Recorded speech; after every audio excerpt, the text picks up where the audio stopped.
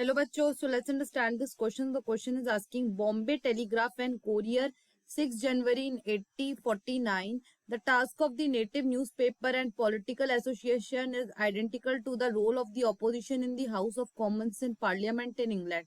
That is of a critically examining government policy to suggest improvement by removing those parts that will not be to the benefit of the people, and also by ensuring speedy implementation. This association out to carefully study the particular issue, gather diverse relevant information on the nation as well as on what are this possible and desirable improvement, and this will surely earn it considerable influence. मतलब कि Bombay telegraph और courier में ये article छपा था जिसमें और date थी 6 जनवरी 1849 की, जिसमें कि ये बोला जा रहा है कि नेटिव न्यूज़पेपर और पॉलिटिकल एसोसिएशन का काम ये है कि वो गवर्नमेंट की पॉलिसीज को एग्जामिन करे और उनमें इम्प्रूवमेंट सजेस्ट करे, और जो पार्ट जो भी चीज है जो पीपल के लिए बेनिफिट नहीं है उनको बोले कि आप इनमें कुछ चेंजेस लेके आए, और यह बात की इंश्योरिटी जरूर दे कि वो काम अगर हो रहा है तो वो बहुत तेजी से किया जाए, और एसोसिएशन को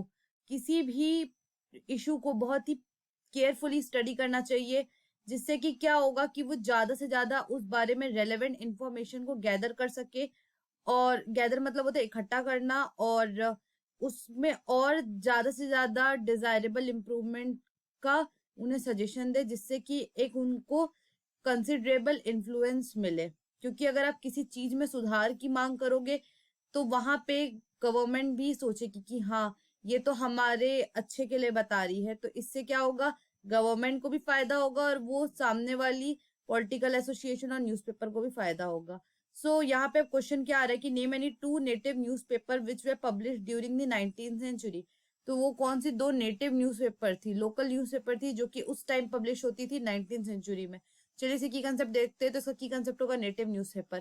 पहला है पंजाब केसरी, जिसे बाल गंगाधर तिलक ने रोट किया था, और बाल गंगाधर तिलक ने उनमें क्या बताया था, उसमें उन्होंने बताया था डिपोर्टेशन ऑफ पंजाब, जो कि हुआ था 1907 में। उसके बाद बॉम्बे टेलीग्राफ एंड कोरियर, जो कि 1790 में पहली बार पब्लिश हुआ था, और कहाँ पे पब्लिश किया गया था, इसे पब्लिश किया था बॉम्बे में।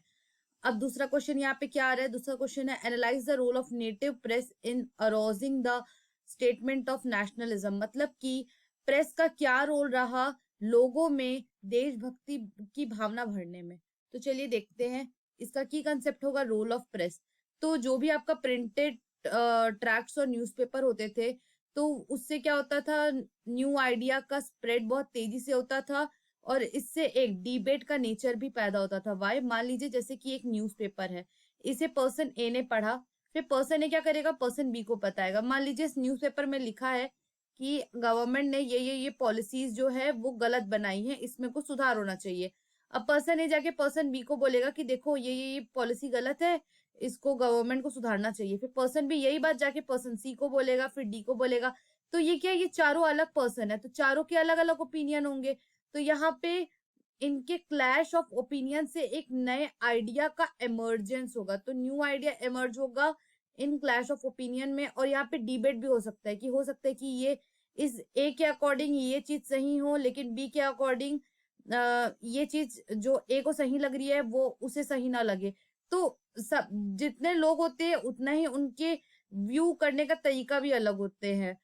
सो ऑब्वियसली सी बात है कि अब जितने ज्यादा लोग पेपर को पढ़ेंगे उतनी ही ज्यादा वो अपने व्यूज को भी एक्सप्रेस करेंगे, और इससे क्या होगा, एक पब्लिक डिस्कशंस भी होने लग गए। ये वेरियस कम्युनिटीज को भी कनेक्ट करना स्टार्ट करी। वाई, क्योंकि मान लीजिए जैसे कि ये न्यूज़पेपर में लिखा है कि इस कम्युनिटी के साथ गलत हो रहा है, ए दूसरे कम्युनिटी को बिलोंग करता है, बी तीसरी, सी चौथी और डी पांचवी।